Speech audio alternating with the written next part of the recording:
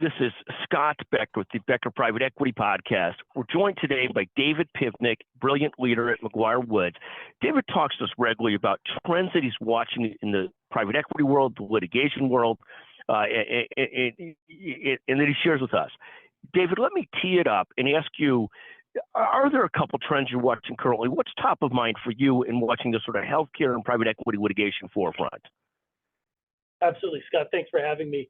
As you mentioned, a lot of my practice is focused on defending government enforcement action. So one of the things that I'm always monitoring is trends in connection with Department of Justice activity. And so one of the things that's sort of at the intersection of my practice is where the government has shown focus on private equity investment in the healthcare space. The firm, McGuireWoods, and myself personally represent a significant number of private equity funds around the country, and particularly those who are invested generally in healthcare, but also, frankly, who focus on healthcare. So it's particularly noteworthy to me to see how the government is looking at private equity investment in healthcare and where it's choosing to pursue enforcement actions. And so that's something I've been very focused on, and we've certainly seen a meaningful increase in the last few years of enforcement activity relating to that kind of private equity investment in healthcare. It used to be that the focus would strictly be on the healthcare entities themselves, the platform, so to speak,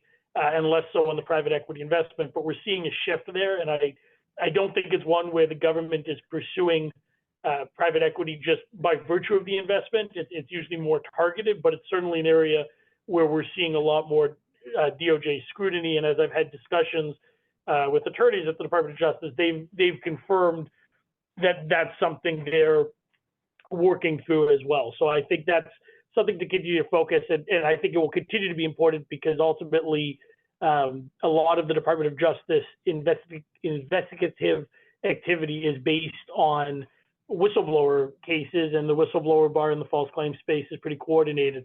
So if they think there are targets with deeper pockets, such as private equity funds, I think they're going to continue to go after those, which will in turn prompt DOJ activity. So I'm focused on that in general, and I'm happy to speak to some of the areas where I'm seeing that activity come up, if that would be helpful.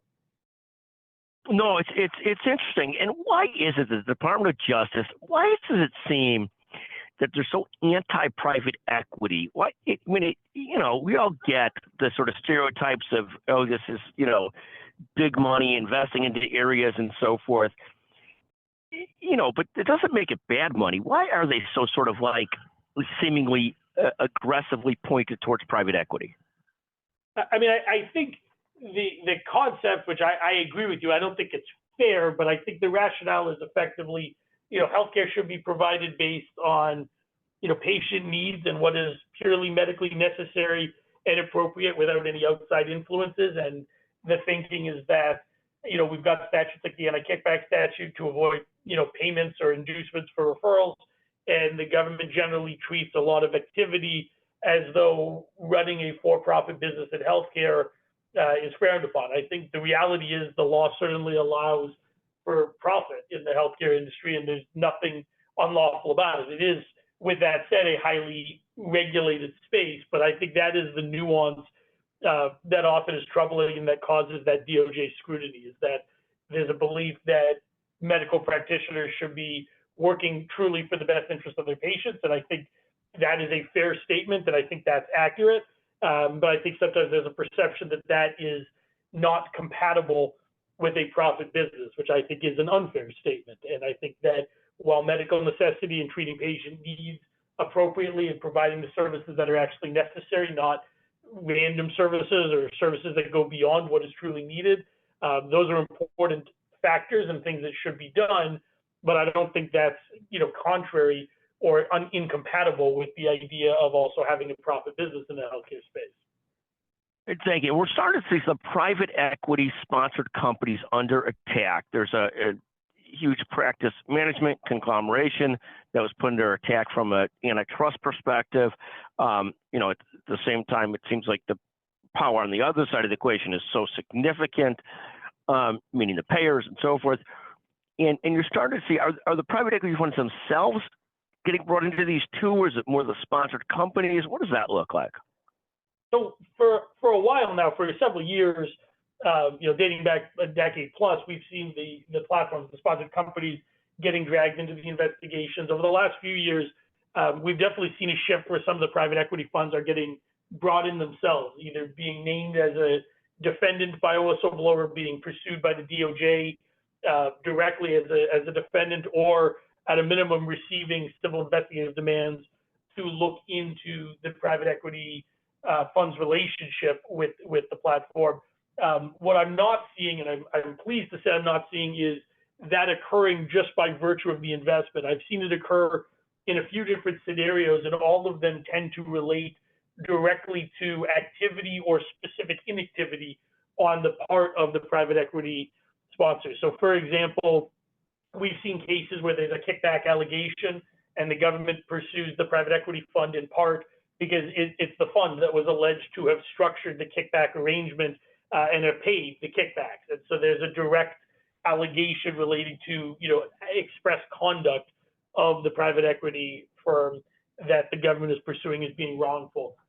We've also seen instances where there are issues that are uncovered, on a transaction that a private equity fund is pursuing on the buy side, and there's misconduct that's uncovered, and the private equity fund, leverages that, or is alleged to have leveraged that for purposes of getting a discount or a better deal on the transaction, but then doesn't take the appropriate steps to correct the conduct on the back end. So they've benefited from it, but they've not actually fixed it or refunded dollars to the government, notwithstanding the benefit, and the government's taken umbrage with that. And then the third category, which I think is probably most troubling because it's the most sort of opaque, is I've seen a couple of cases where the government has effectively pursued the private equity fund because it sits on or controls the board, and the underlying issues were raised to the attention of the board. Generally, this is something that was raised on multiple occasions over a prolonged period of time, and the board has effectively willfully turned a blind eye to those concerns because the private equity fund was allegedly more interested in running the board and operating the company in a way that would maximize profits, notwithstanding these concerns being raised. And I think that one is the most troubling because I think it starts to become a fine line between simply being aware of activity and not doing everything possible to stop it, and then what a reasonable reaction is as compared to actually structuring wrongdoing and being actively involved in it.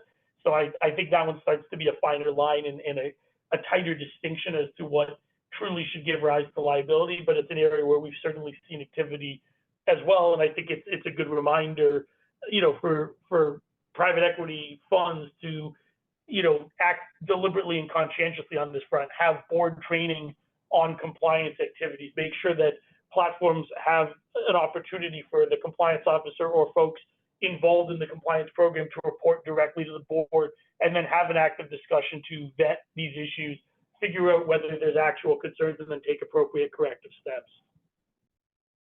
No, absolutely fascinating. David, I want to thank you for joining us. As fast as the Department of Justice just ramp up their efforts for private equity and private equity sponsored healthcare companies, we'll see how long that lasts, whether it remains a real focus or not.